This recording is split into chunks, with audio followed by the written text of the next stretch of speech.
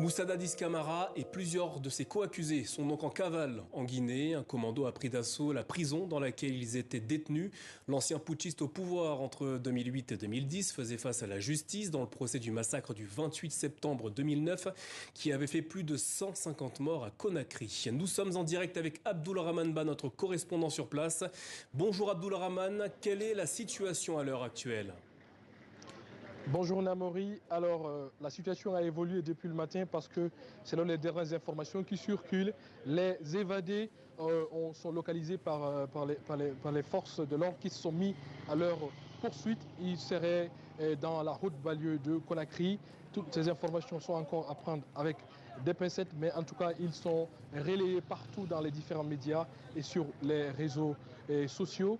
Les recherches donc se poursuivent, les tirs ont cessé puisque on n'entend plus les coups de feu. On rappelle quand même que ce matin, c'est un commando armé qui est venu attaquer la maison centrale de Conakry où était détenu en prison le capitaine Moussa Dadis Camara, président de la transition en 2009 et plusieurs d'autres co-détenus et pour les sortir de cette prison et essayer de les faire évader.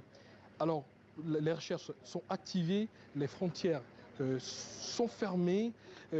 On sait que les trois étaient encore présentés devant le procès du 28 septembre qui est à sa première année. Encore, on attend que ce procès voit son épilogue et que la vérité jaillisse de ce côté. Mais aujourd'hui, pour l'instant, il y a beaucoup d'incompréhension par rapport à ces tentatives d'évasion. Beaucoup pensent que les évadés se reprocheraient bien de quelque chose parce que les inculpations pour lesquelles ils sont poursuivis sont quand même des faits très graves.